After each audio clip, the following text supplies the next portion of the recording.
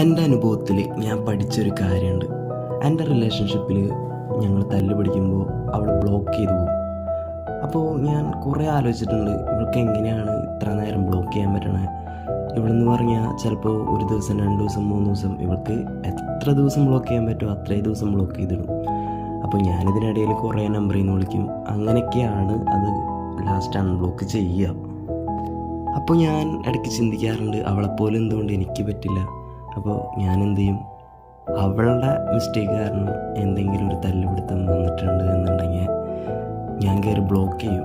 ഇപ്പോൾ ഞാൻ ബ്ലോക്ക് ചെയ്ത സമയത്ത് അവളെങ്ങാനും മെസ്സേജ് അയച്ചിട്ടുണ്ടാവുമോ, എന്തായിരിക്കും അയച്ചിട്ടുണ്ടാവുക, അങ്ങനെയൊക്കെയുള്ളൊരു ടെൻഷനാണ്. അപ്പോൾ ഞാൻ ഭയങ്കര അൺബ്ലോക്ക് ചെയ്യും. അപ്പോൾ മെസ്സേജ് ഒന്നും വന്നിട്ടുണ്ടാവില്ല. അപ്പോൾ ഞാൻ പിന്നെയും കയറി ബ്ലോക്ക് ചെയ്യും. അപ്പോൾ ഇത് റിപ്പീറ്റാണ്, ഞാനിങ്ങനെ ചെയ്തുകൊണ്ടേയിരിക്കും. അപ്പോഴും ഞാൻ ചിന്തിക്കും, എനിക്ക് പറ്റുന്നില്ല, പക്ഷേ അവൾക്ക് എങ്ങനെയാണ് ഇതിന് സാധിക്കുന്നത് എന്ന് ഞാൻ ചിന്തിക്കാറുണ്ട്.